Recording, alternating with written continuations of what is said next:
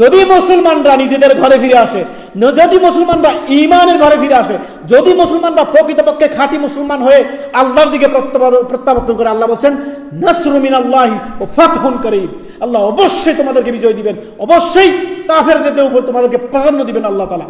আমরা নিজেরাই নামাজ ছেড়ে দিয়েছি, মুসলিমরা মসজিদ ছেড়ে দিয়েছি।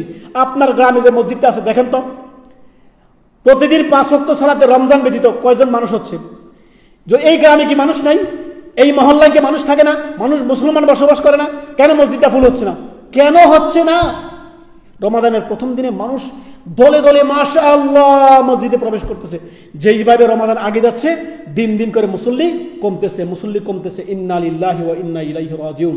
এর মানে কি? প্রথম দিকে তাকওয়াটা ফুল পরিপূর্ণ ছিল, আস্তে আস্তে আস্তে আস্তে আস্তে করে সে কি করছে? গাফিলতি তার মধ্যে শুরু হয়ে গেছে। কেন? আগে থেকে সে বেনামাজি ছিল। যদি সে পাক্কা নামাজি ছিল, নামাজি থাকতো আগে থেকেই, সে যদি ঈমানের স্বাদ পেত, সালাতের স্বাদ পেত, সে অবশ্যই রমাদান মাসটাকে পরিপূর্ণ ইবাদত করত। সে তার নামাজের কোয়ালিটি দিন দিন আরো সুন্দর হতো, ইবাদতের বন্দেগীর কোয়ালিটি আরো সুন্দর হতো। কেন সুন্দর হচ্ছে না? সে আগে থেকেই বেনামাজি ছিল। রমাদান আসলো, হঠাৎ করে নামাজ ধরছে, কয়েকদিন পড়ার কারণে তার কাছে কি লাগতেছে? এখন তার কাছে এটাকে গাফিলতির সাথে সে এটাকে নিচ্ছে। ধীরে ধীরে মসজিদগুলোতে আপনার মুসল্লি কমতে শুরু করেছে। ইন্না লিল্লাহি ওয়া ইন্না ইলাইহি রাজিউন। আমরা দোয়া করব মুসলিমরা তাদের মসজিদের দিকে ফিরে আসো।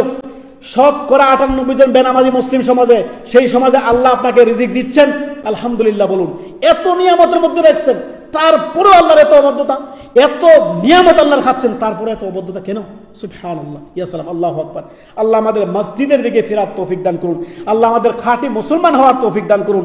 আল্লাহ আমাদেরকে প্রত্যেককেই আপনার ঈমানের প্রকৃত স্বাদ আহরণ করার